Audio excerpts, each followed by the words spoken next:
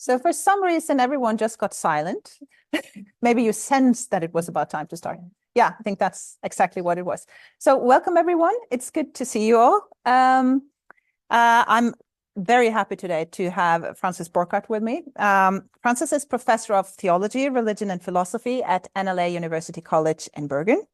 And he's specializing in early Judaism, like broadly conceived, I would say. So today he will talk with us about one of his fields of expertise, and that is the Sibylline oracles and the myth of the Sibyls.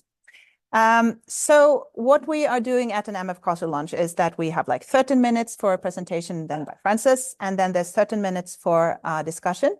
And if you want to say something, you have to either approach the mic, which is over here, or if you are with us on Zoom, you can use the chat function and post questions there.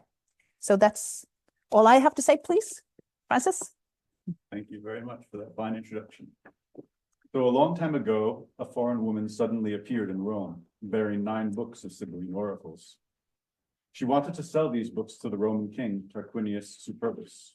The king rejected the woman's offer, so the foreign woman went away and burned 3 of the 9 books of oracles. Later, the woman returned to the king and offered the remaining 6 books in her collection at the same high price she had originally demanded for the 9. The king's servants scoffed at the woman's second offer and sent her away. Yet again, the woman took 3 of the remaining Sibylline books and cast them in a fire. With only 3 books remaining in her collection, the woman made Superbus a third offer. Same high price, but now 1/3 of the number of books. This woman's obstinacy piqued the king's curiosity, so he sent for his augurs to advise him. They immediately realized that Superbus had twice rejected a divine blessing and mourned the loss of 2/3 of the Sibylline library. They then advised the king to acquire the books and pay the woman. The 3 books of oracles were placed under the watch of 2 citizens and 2 enslaved men who controlled all access to them. The woman went away, never to be seen again. This story, related by Dionysius of Halicarnassus in the 1st century BCE, is one of the earliest and most extensive extant accounts to discuss the Sibylline oracles as written works. It shows several obvious areas of interest in the oracles. First, the account is fascinated by oracles as divine gifts to Rome that are eternally tied to the city's destiny. Second, the story is clearly attentive to the suspicion that Tarquinius Superbus showed to the oracles in the process of acquisition. Third, the narrative underscores the value of these oracles, both as economic goods that change hands through trade, and as priceless objects, access to which is limited by the Roman state. And fourth, Dionysius's account foregrounds the fragmentary nature of the Sibylline library. The 3 books that come into Roman possession are not the whole collection. For the augurs in the story, this loss is noted as cause for lament. With this, Dionysius's narrative about the origins of the Sibylline library simultaneously betrays a sense of appreciation for what Rome acquired in this encounter with the mysterious woman and longing for the library that could have been. Rome could have possessed all 9 books and the benefits that come with them. Instead, Rome is left only with remnants. Dionysius's account is not unique. Versions of the same story, with a few significant changes here and there, are also recounted by Pliny, Aulus Gellius, Lactantius, the Theosophy, and the prologue of the Sibylline oracles. All narrate the arrival of the library in Rome as inextricably tied to the destruction of a majority of the books. The fractured nature of the Sibylline library is also witnessed in stories about subsequent moments in the life of the oracles. Dionysius, Pliny, and Tacitus all agree that the 3 remaining books were placed in a stone chest in the cellar of the Capitoline temple. This chest was under the guard of 10 men from the beginning of the Roman Republic to 83 BCE, when the temple and its contents were burned in the Marcian War. Even the books of the oracles that survived the transaction between the foreign woman and Tarquinius Superbus were eventually destroyed. However, Dionysius and Tacitus report that Sibylline books scraped together from Italy, Erythrae, and elsewhere later replenished the Roman collection. This episode highlights the same features previously noted about the origins of the Sibylline library. It is present, but it is not whole.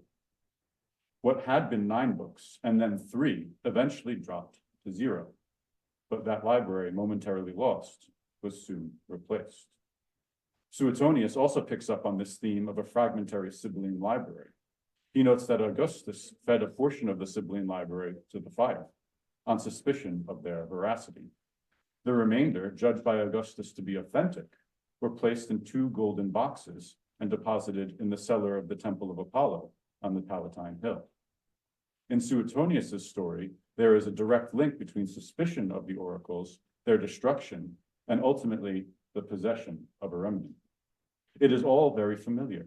Augustus once more assures Roman possession of the oracles through acquisition, destruction, and curation.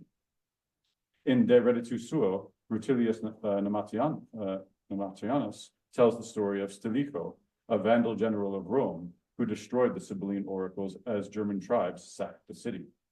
In this account in particular, the destruction of the library is explicitly spoken of as equivalent to the downfall of the Roman state. The end of one means the end of the other. These individual narratives about the Sibylline library give way to a surprisingly persistent myth of oracles in the Roman imagination. Regardless of any of the individual stories' relationship to what actually happened, a clear sense of what the oracles are, where they came from, what happened to them, and why they are important persists throughout these accounts and exists beyond them. The perceived value of the Sibylline library is witnessed not only in Dionysius' story, it is embellished both in those accounts already introduced and in Lactantius, the Theosophy, and the prologue to the Sibylline oracles. The perceived connection to Rome's fate carries through all of these sources as well. In addition, all these stories show a collection that is locked away and can only be accessed by the men charged with its protection and interpretation. This quality of being only available to a select few makes clear that Roman rulers, from Superbus on, were keenly interested in the Roman state alone, taking responsibility for the collection and curation of the library. Livy, Cicero, Lactantius, the Theosophy, and the Sibylline prologue each limit access to the books. These stories underline that the contents of the oracles are rarely made explicit. Even when oracle fragments are made known, they are little more than a line or 2 of text. As pervasive as this strand of the myth of the Sibylline books is, nearly all the accounts covered thus far allow for the reemergence of the burned, lost, and scattered library. The Sibylline books are never fully gone. They are constantly rediscovered. These narratives converge not just in a myth about the Sibylline library, but in a fictional ontology of the books. These books exist. In successive retellings of their biography, they become tangible, even as their contents never really come to light. This fictional ontology for the books also gains agency. It may seem paradoxical to argue that fictional stories about the oracles can exercise power in the real world. But in conversation with Bruno Latour, I would contend that fictional entities are no less real than those with a material existence. The 2 ontologies are merely realized in different ways. Latour contends that material beings are realized and verified by the empirical ability to interact with them, thereby producing predictable results. Fictional entities, on the other hand, can be shown to exist through the transformation that they engender in others. I urge us to view the oracles as fictions in this sense. Whatever the basis of these stories, they evince an independent fictional ontology for the oracles. They have agency. The Sibyls' oracles repeatedly insist on their existence by demanding that authors continue to tell their story. They exist both within the works of the Roman authors and outside of them. Their origins, fate, and value to great figures of the mythic past form a biography. As many are no doubt aware, there is a second material ontology of the Sibylline books. Traces of it are found in the Roman literature from the 1st century BCE onward. Livy and Cicero cite several Sibylline verses throughout their writings. Christian apologists are fond of quoting chunks of Sibylline texts to serve their aims. But the fascination with the Sibylline text is primarily in evidence in the broadly pseudepigraphic tradition that is studied today. The extant books of the largely Jewish and Christian origin or creation seem not to be the only ones to belong to this pseudepigraphic tradition, however. As the stories about the Sibylline library have demonstrated, the theme of suspicion about the oracles and their authenticity is an ingrained element in their fictional ontology. And there's no reason to believe that this suspicion was totally unfounded. People were likely writing their own Sibylline oracles. There is a connection to be made between the two ontologies of the Sibylline library. The fictional ontology, demonstrated over centuries of tradition, both raises the economic and political value of the Sibylline books and holds them at great enough distance that they can never fully be touched, read, or otherwise engaged with. The Sibylline library is simultaneously present in imagination and absent in fact. The Sibylline library has a biography of destruction and rediscovery that spans Roman history. However, all but a select few are denied the agency to know precisely what they say or how to interpret them. This fictional ontology thus cultivates both the desire for these most valued of books and the possibility for their rediscovery. It entices those aware of the myth to make discoveries of their own. The evidence for this connection relies on the use of the fictional ontology in the prologue of the Sibylline oracles. There, the prologist, writing in the voice of the anthologist of the collection, deftly weaves together the fictional ontology and his own gathering of oracular texts by demonstrating the desirability of such a project.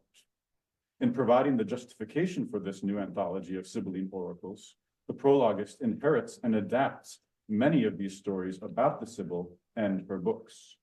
These myths are mobilized both in order to establish the perceived value of Sibylline pronouncements throughout history and to introduce a problem in the way that they have been transmitted. In the case of the prologue to the Sibylline oracles, the perceived value comes through the many actors who are said to have favorably interacted with the tradition and benefited from it, in addition to their connection with Greek, Jewish, and Christian traditions overall. The problem, though, according to the prologue, is that the texts of the oracles are, quote, scattered and confusingly read, unquote. This problem is demonstrated in the story of the arrival of the books in Rome and anecdotes of their dispersal, seclusion, misattribution, and corruption. It is because of these issues that the voice of the anthologist claims to be collecting the oracles into one continuous book that can easily be read and interpreted.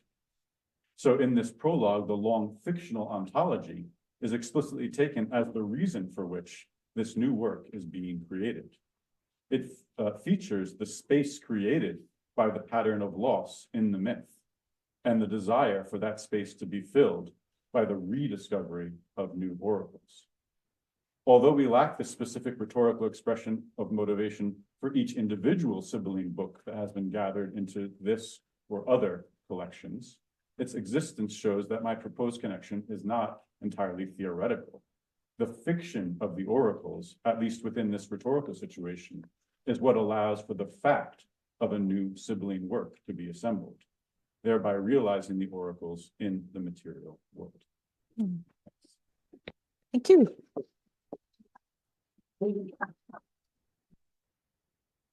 So, questions, comments?